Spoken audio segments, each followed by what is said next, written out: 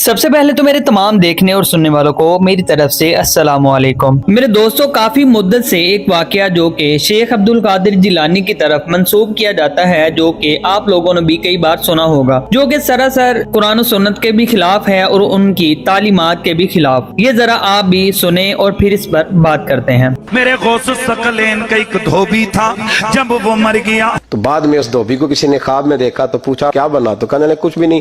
فرشتے نے آ کے پوچھا من ربو کا، رب کون ہے؟ تو میں نے کہا میں تو غوث پاک کا دھوبی ہوں۔ منکر نکیر آئے، انہوں نے آ کر سوال کیا مر ربو کا، کہنے لگا عبد القادر جیلانی کا دھوبی ہوں۔ کہا ماں دینوں کا، تیرا دین کیا ہے؟ ارے کہا نا غوث پاک کا دھوبی ہوں۔ پوچھا ماں کن تو تقول بھی اتحاد الرجل، کہنے لگا اتنی پہچان بھی نہیں، گناہگار آدمی۔ حضور غوث پاک کے گھر سے کپڑے آتے تھے، دھو دیتا تھا۔ حضور غوث پاک کا دھوبی ہوں، اتنی بات قبول ہو، بخش دو نہیں تو سزا دے دو۔ فرشتے حیران، یا اللہ کیسے بندے سے بالا پڑا، جو سوال کرتے گئے جواب ایک ہی دیتا ہے کہ میں عبد القادر جیلانی کا دھوبی ہوں۔ فرشتوں نے کہا مولا کس بندے کے پاس بھیج دیا؟ اب تک دو ہی بندوں سے واسطہ پڑا، ایک وہابی اور ایک سنی۔ حضور غوث اعظم قبر میں آئے اور فرمانے لگے کیوں تنگ کرتے ہو میرے ماننے والے کو؟ فرماتے ہیں حضور غوث اعظم نے فرمایا مجھ سے پوچھو کیا پوچھنا ہے، مجھ سے پوچھو۔ فرشتے کہنے لگے ہم پوچھتے ہی نہیں، ہم پوچھتے ہی نہیں، عبد القادر جانے اور خدا جانے۔ رب کی بارگاہ سے حکم ہوا، اے فرشتوں، وہ اگر ہمیں نہیں جانتا تو کیا ہوا، ہمارے محبوب غوث اعظم کو تو جانتا ہے۔ حکم ہوا، تھانوی صاحب لکھتے ہیں کہ حکم ہوا فرشتوں اسے جنت لے جاؤ کہ یہ میرے عبد القادر جیلانی کا دھوبی ہے۔ اس دھوبی کی بخشش ہو گئی، دھوبی کی بخشش ہو گئی۔ ہمارے نبی صلی اللہ علیہ وآلہ وسلم فرماتے ہیں جب کوئی فوت ہو جاتا ہے تو اسے قبر میں اتارا جاتا ہے تو اس کے پاس کالے رنگ کی نیلی آنکھوں والے دو فرشتے آتے ہیں، ان میں سے ایک کو منکر اور دوسرے کو نکیر کہا جاتا ہے۔ تو وہ قبر میں میت سے وہی سوالات پوچھتے ہیں جو ہم اپنے بچپن ہی سے حدیث کے ذریعے سنتے آئے ہیں، یعنی کہ اس کے دین کے بارے میں، اللہ رب العزت کے بارے میں اور نبی صلی اللہ علیہ وآلہ وسلم کے بارے میں۔ تو میت کو انہی پوچھے جانے والے سوالات کے جوابات یا تو آئیں گے یا نہیں آئیں گے۔ اگر جوابات آتے ہیں تو وہ جواب دے گا، ورنہ کہے گا کہ مجھے کچھ معلوم نہیں، میں تو وہی کہتا تھا جو لوگ کہتے تھے، اور وہ فرشتے کہیں گے کہ ہمیں یہی معلوم تھا۔ اس کے علاوہ کوئی تیسرا جواب نہ تو کوئی بھی انسان دے سکتا ہے اور نہ ہی اس کے ذہن میں کوئی اور جواب بھی آئے گا، اور اگر تو اس میت نے جواب دے دیے تو اس کی قبر کو طول و عرض میں 70 گز کشادہ کر دیا جاتا ہے، پھر اس کی قبر میں روشنی کر دی جاتی ہے، اور اگر اس میت کو جوابات نہیں آتے تو وہی قبر میت کو اس طرح دباتی ہے کہ اس کی پسلیاں ادھر کی ادھر ہو جاتی ہیں، اور قیامت تک اس پر یہی عذاب مسلط رہتا ہے۔ تو اب سوال یہاں پر یہ ہے کہ کیا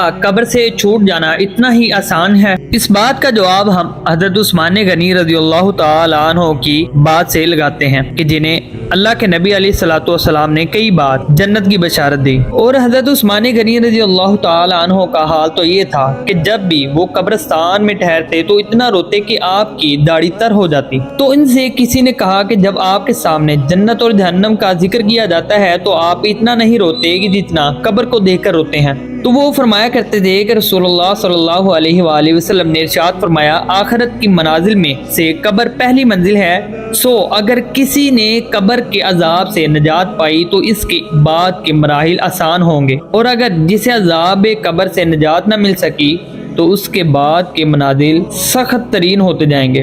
عثمان غنی رضی اللہ تعالیٰ عنہ نے مزید کہا کہ رسول اللہ صلی اللہ علیہ وآلہ وسلم نے ارشاد فرمایا گھبراہٹ اور سختی کے اعتبار سے قبر کی طرح کسی اور منظر کو میں نے نہیں دیکھا۔ تو جب حضرت عثمان غنی رضی اللہ تعالیٰ عنہ کا حال یہ ہے کہ نبی علیہ الصلوۃ والسلام سے کئی بار جنت کی بشارت ملنے کے بعد بھی ان کو قبر کے عذاب سے اتنا خوف آتا تھا اور وہ اتنا رویا کرتے تھے، تو پھر آپ اور میں ہم کہاں کھڑے ہیں اور ہمارے پاس جنت کی یا قبر سے عذاب کے چھٹکارے کی کیا گارنٹی ہے؟ اور دوسری طرف ہمارے نبی علیہ الصلوۃ والسلام کا مدام نامی غلام تھا جسے ایک جنگ کے موقع پر نامعلوم تیر لگا اور وہ فوت ہو گیا، اور لوگوں نے کہا اس کو شہادت مبارک ہو، لیکن نبی علیہ الصلوۃ والسلام نے فرمایا کہ ہرگز نہیں، कि उसका हाल तो ये है कि जो चादर इसने खैबर की मोखा पर चुराई थी, अल्लाह पाक ने उससे आग का बनाकर इस पर डाल दिया है। ये सुनकर सहाबी अपने अपने घरों को दौड़े और अगर किसी ने एक तस्मा भी मामूली जानकर ले लिया था तो वो भी नबी अलैहिस्सलातु वस्सलाम के पास लाकर जमा करवा दिया। अब अगर नबी अलैहिस्सलातु वस्सलाम के गुलाम का हाल ये है कि अगर वो कोई चोरी करेगा या गलती करेगा तो उसे उसकी सजा मिलेगी, और ये तो हमें नबी अलैहिस्सलातु वस्सलाम ने खुद बता दिया कि वो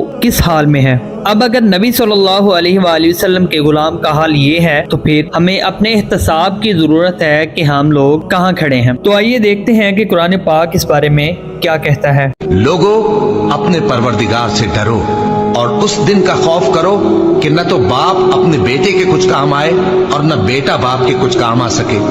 बेशक अल्लाह का वादा सच्चा है, बस दुनिया की जिंदगी तुमको धोखे में न डाल दे और न वो बड़ा फरेब देने वाला शैतान तुम्हें अल्लाह के बारे में किसी तरह का फरेब दे। तो आइए अब देखते हैं कि मुफ्ती हनीफ कुरैशी साहब ने ये वाकया कहाँ से बयान किया है। थानवी साहब लिखते हैं कि हुक्म हुआ फरिश्तों इसे जन्नत ले जाओ कि ये मेरे अब्दुल कादिर जीलानी का धोबी है। तो आपने ये सुना कि मुफ्ती हनीफ कुरैशी साहब का फरमाना है कि ये वाकया उन्होंने अशरफ अली थानवी साहब से नकल किया है, और अशरफ अली थानवी साहब देवबंदियों के इमाम हैं। तो क्या देवबंदी इस वाकये को मानते हैं? लोग सुनना चाहते हैं, मुनकर नकीर ने आके पूछा मान रब्बक, तेरा रब कौन है? हो सका मैं शेख अब्दुल कादिर जिलानी दा धोबी हां। लोग ये सुनना चाहते। अभी ना एक दिन इफ्तारी पे 4-5 दिन पहले एक साहब मुझसे मिले, बड़े मिल रहे थे। ये वो कहने लगे भाई मैं ग्रीन चैनल हूं, मैं आपको नहीं मानता लेकिन बार बार आपके बयान सुनता हूं। मैंने कहा चलो यार चैनल वाले छोड़ो, अभी पकौड़े खाओ क्या तुम। खैर अच्छे इज्जत से कहते लेकिन मैं एक फलां मौलवी को सुनता था तो मुझे बड़ा धचका लगा है। कहते हैं यार वो करामतों के वाकयात बताते थे, मैं सुनता था। एक दिन उन्होंने ऐसा कहा, मैंने कहा ये कुछ ज्यादा हो गई है। मैंने कहा क्या कह रहे? वो बता रहे हैं कि भाई गौस आजम का धोबी जब कब्र में गया तो धोबी से फरिश्तों ने आके सवाल पूछा। अब मैंने तो जो उनके मुंह से सुना शायद अल्फाज आगे पीछे कर लूं। तो धोबी ने जब उनसे आके सवाल पूछा मन रब्बुक, और जो पूछते हैं ना कब्र में, तो उन्होंने कहा तुझे पता नहीं है मैं गौसे आजम का धोबी हूं।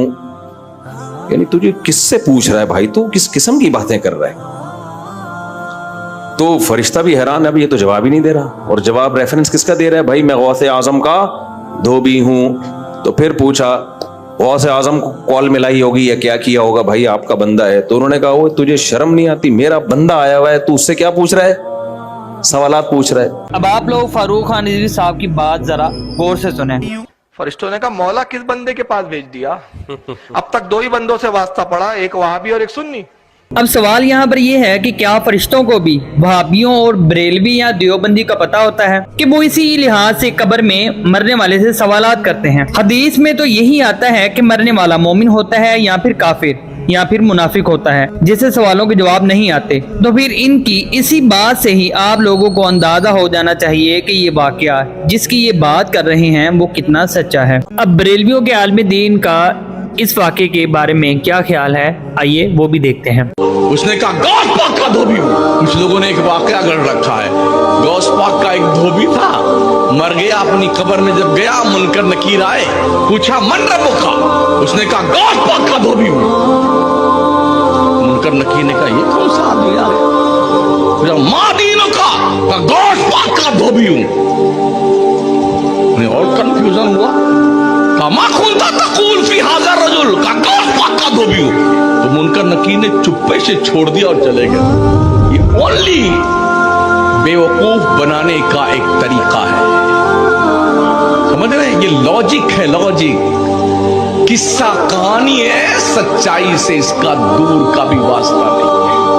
हमारे यहाँ एक वाकया बयान किया जाता है कि गौसे आजम का धोबी जब मर गया उससे फरिश्ते कब्र में सवालात करने के लिए आए तो बार बार वो ये जवाब देता रहा कि मैं गौसे पाक का धोबी हूँ, तो उसे बख्श दिया गया। याद रहे ये वाकया मौजू है, मन घड़त है और झूठा वाकया है। इसके मुतालिक जो है वो फकीह मिल्लत मुफ्ती जलालुद्दीन रहमतुल्लाह तआला अलैह फरमाते हैं कि ये रिवायत बेअसल है, इसका बयान करना सही नहीं है। लिहाजा जिसने ये बयान किया वो इससे रुजू करे और आइंदा ये रिवायत बयान न करने का पक्का अहद करे। अगर वो ऐसा न करे तो मोतबर किताब से इस रिवायत को साबित करे। इसी तरह शारे बुखारी हजरत अल्लामा मुफ्ती शरीफुल हक अमजदी रहमतुल्लाह ताला अलैह इस रिवायत के मुतालिक लिखते हैं कि ये रिवायत ना मैंने किसी किताब में देखी ना ही किसी से सुनी। हदीस में तसरीह है कि मरने वाला मोमिन होता है तो तीनों सवालों के जवाब दे देता है। मुनाफिक या काफिर होता है तो वो कहता है हाय मैं नहीं जानता, हाय मैं नहीं जानता है, या तला अदरी। लिहाजा ये रिवायत हदीस के खिलाफ है। जब तक शिरक का कोई जुर्सूमा दिमाग में मौजूद है ना, आप उसको क़यामत का बयान करें, जो मर्जी डराए, वो कहेगा यार ये क्या बातें कर रहे हैं। मेरे छुड़ाने वाले बहुत हैं, बुजुर्गों का मैं अकीदमंद हूँ। उनके जो धोबी का ये हाल है कि कब्र में फरिश्ते आ गए थे, जो कपड़े धोता था पीर साहब के, तो फरिश्ते आए साहब, उन्होंने कहा हम नहीं कोई जानते, ना अल्लाह का पता है ना रसूल का, ना हम तो शेख अब्दुल कादिर को जानते हैं। उन्होंने कहा भाई सही जवाब दे। अभी ये वो कह ही रहे थे तो शेख साहब आ गए। उन्होंने कहा क्या पूछते हो? कहा ये कहो जाओ काम करो, मेरे धोबी से सवाल करते फिरते हो। तो जब गए उन्होंने कहा अल्लाह मियाँ उसने तो हिसाब ही नहीं लेने दिया। तो अल्लाह मियाँ ने कहा सिर्फ यही कहा था कि यहाँ से चले जाओ, या कह दिया था कि फिर कभी जमीन पर आना ही नहीं।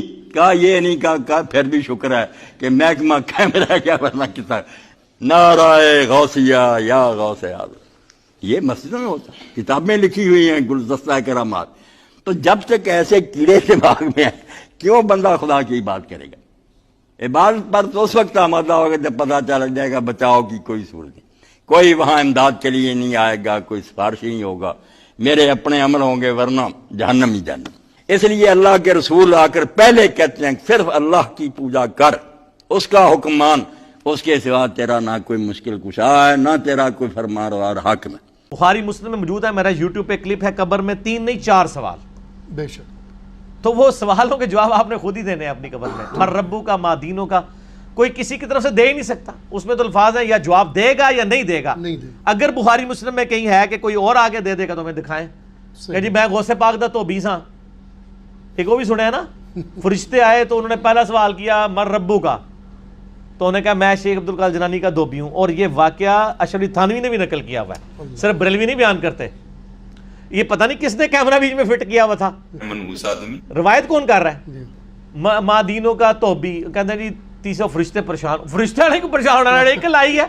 मेरे दोस्तों, वीडियो के इख्तिताम पर मैं एक बात यहाँ पर वाज़ेह कर दूँ कि शेख अब्दुल कादिर जिलानी का इस वाक़े से दूर दूर तक कोई ताल्लुक नहीं है। ये मन घड़त वाक़या है, उनकी तरफ मंसूब वाक़या है। अल्लाह पाक के जो बरगज़ीदा बंदे होते हैं, जो उसके नेक और वली बंदे होते हैं, उनकी तालीमात हरगिज़ भी कुरान और सुन्नत के खिलाफ नहीं होती। और आपने यही वाक़या कुछ 6-7 मौलाना की ज़ुबानी सुना, और अब आप एंड पे देखें कि इन्हीं के मसलक के जो उलमा हैं वो इस वाक़े से इलाने बरात कर रहे हैं, और वो इस वाक़े से इनकारी हैं कि ये वाक़या मन घड़त है। तो अब आप यहाँ से हिसाब लगाएं कि कितने ही लोगों ने इस वाक़े को सुनकर अपना अकीदा कैसा बनाया होगा कि कब्र में छूट जाना इतना ही आसान है। हालांकि नबी अलैहिस्सलाम के गुलाम के साथ किया हुआ आप लोगों ने ये भी सुना। तो इसलिए हमें चाहिए कि हम जब भी कोई बात सुने तो उसे कुरान और सुन्नत पर पेश करें। अगर तो वो बात कुरान और सुन्नत के ऐन मुताबिक निकलती है तो हम उसे ले लें, और अगर कोई बात इसके खिलाफ निकलती है तो हम उसे छोड़ दें। अल्लाह पाक से दुआ है कि अल्लाह पाक हमें हक बात कहने, समझने, उस पर चलने की तौफीक अता फरमाए, आमीन। अब आपने ये सारी वीडियोस बगौर देख ली हैं, अपनी राय का इजहार कमेंट सेक्शन में जरूर करें।